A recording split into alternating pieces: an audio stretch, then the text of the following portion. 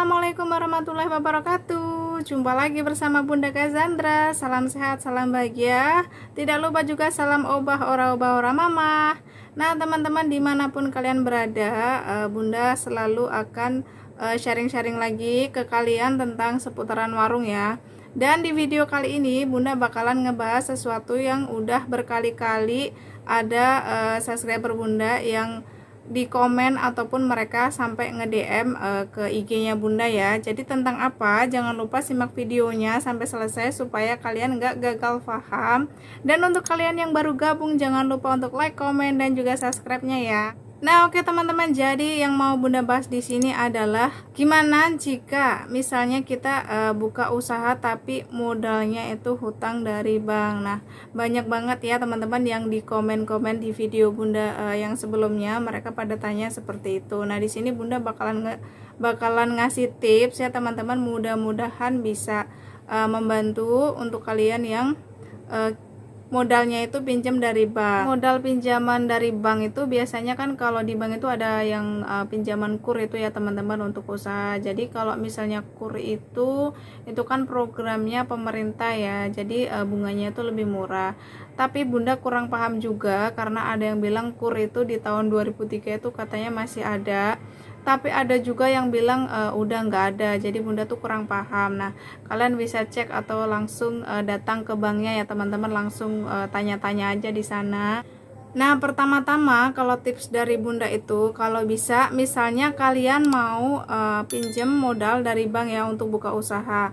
Nah, buka usahanya itu kan pasti macam-macam. Mungkin kalian pengen buka usaha warung sembako, mungkin ada yang dagang sayur, ada juga yang mungkin jualan pakaian ya. Intinya di bidang apa yang kalian minati ya, kayak gitu teman-teman. Nah, kita contohkan aja warung sembako karena memang yang mau kita bahas dan yang komen kemarin juga kebetulan pengennya buka warung sembako ya. Cuman di sini Bunda mau ngejelasin ke kalian, untuk kalian yang pengen buka usaha dengan modal pinjaman, kalau bisa di awal jangan pinjam terlalu banyak. Misalkan pinjam 10 juta dulu. Nah, 10 juta itu udah bisa banget teman-teman buat buka usaha warung sembako.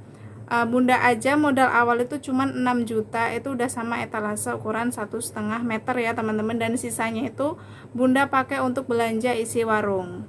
Dengan modal 10 juta kalian juga udah bisa belanjain lumayan komplit juga. Kalau misalnya 10 juta, misalnya kalian mau sekalian bikin rak juga bisa banget ya. Rak yang sudah jadi misalnya yang ukuran 2 meter kali 2 meter tuh biasanya juga sekitaran 1.500.000-an. Tapi kalau misalnya kalian mau bikin sendiri, kayak beli materialnya dan rakit sendiri, itu juga bisa ya teman-teman. Tinggal kalian mau pilih yang mana. Jadi sisanya nanti bisa pakai buat belanja isi warung. Tapi kalau bisa dengan uang segitu, kalian jangan belanjakan semua ya teman-teman. Jadi disisakan, karena kita juga harus mengetahui ya, lihat situasi dan kondisi sekitar kalian juga. Kalau misalnya kalian mau buka usaha, biasanya kan kalau misalnya warung sembako itu udah banyak banget yang buka ya teman-teman. Jadi kalian belanja dulu misalnya yang familiar banget gitu, kayak yang cepat laku tuh misalnya kayak Indomie, terus kayak apa ya namanya, jajan-jajanan anak, mungkin minuman-minuman kayak gitu. Nah, jadi barang apa yang kira-kira itu cepat banget lakunya. Jadi nanti pemutaran modal kalian juga mudah ya teman-teman, karena bisa cepat kembali modal dan bisa buat belanja isi warung lagi. Nah, misalkan kalian sudah punya 10 juta, kalian belanjakan dulu misalnya 5 juta. Nah, sisanya nanti untuk nambah stok barang lagi, sambil kalian mengenali barang-barang apa aja yang laku di sekitaran kalian. Nah, gimana cara nyicilnya? Misalnya kita punya pinjaman 10 juta. Nah, pendapatan kalian itu misalnya per hari kalian pendapatan 500.000, atau mungkin ya katakanlah dari nominal 300 sampai 700 atau mungkin 1 juta, karena kalau untuk omset itu kadang nggak menentu ya teman-teman. Nah, kalian sesuaikan dengan omset kalian. Misalkan ambil 10 juta, itu mungkin kisarannya cicilannya sekitar 300 sekian ya kalau misalnya ambil kur. Nah, jadi kalian bagi aja, misalnya 1 bulan itu kalian per harinya harus ngumpulin berapa untuk mencapai 300 sekian itu, supaya kalian nggak bingung pas mau bayar. Jadi jangan pas mau bayar kalian langsung ambil dari warung dengan nominal 300 sekian. Nah, itu akan sangat berasa ya teman-teman, kasihan juga warungnya. Tapi kalau misalnya kalian kayak nyicil per hari, maksudnya ditabung sendiri khusus untuk bayar cicilan kur misalnya gitu ya, ataupun bank apa gitulah gitu. Jadi kalian itu tinggal per hari misalnya 20.000 ataupun 25.000. Jadi kalau 300 nggak nyampe segitulah, mungkin 10.000 atau 15.000 udah nyampe ya kalau 300 lebih. Jadi itu akan mempermudah atau mengentengkan gitu loh teman-teman, jadi nggak terlalu berat di saat mau bayar angsuran. Dan pastikan juga jika angsuran itu jatuh temponya misalnya tanggal 30. Nah, kalian itu sebelum tanggal 30 udah megang uang yang buat angsuran itu.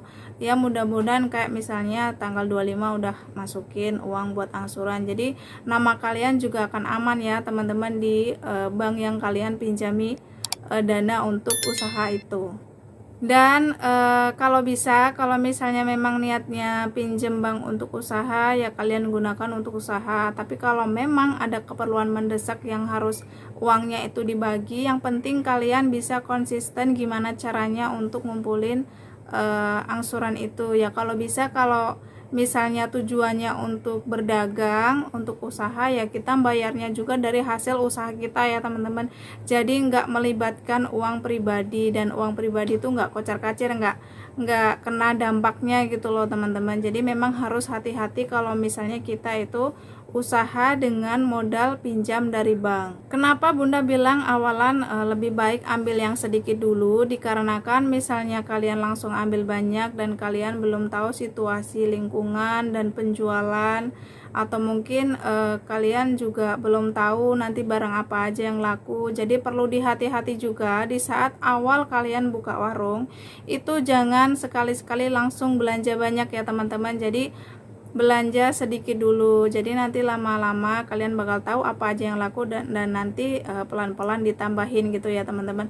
Dan perlu Bunda ingatkan lagi, wajib banget per hari menyisihkan ya untuk bayar cicilan tadi. Dan itu tips dari Bunda, tapi mungkin untuk para senior atau mungkin yang sudah mengalami buka usaha pinjam dari dana dari bank, mungkin kalian punya cara sendiri ya untuk gimana caranya kalian membayar cicilannya. Tapi kalau untuk tipsnya Bunda, karena banyak banget yang nanya, jadinya Bunda ikut ngebahas ini gitu ya. Jadi kalau misalnya Bunda ada di posisi itu, Bunda akan lakukan hal ini. Jadi kalau ngambil untuk tujuannya untuk usaha, maka nanti bayarnya juga kita ngambilnya dari hasil usaha kita. Buat kalian yang misalnya ada tips lain, bisa dong sharing-sharing di kolom komentar, mungkin nanti bisa dibaca sama teman-teman juga untuk tipsnya, supaya kalau misalnya pinjam dari bank itu mudah gitu mikirin cicilannya, jadi nggak berat dan usaha juga tetap lancar.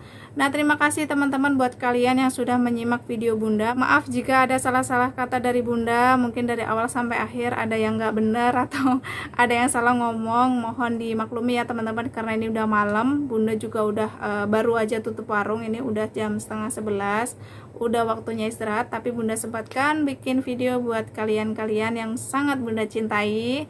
Terima kasih ya teman-teman yang sudah menonton, dan salam sehat, salam bahagia selalu, salam oba-oba mama, dan wassalamualaikum warahmatullahi wabarakatuh.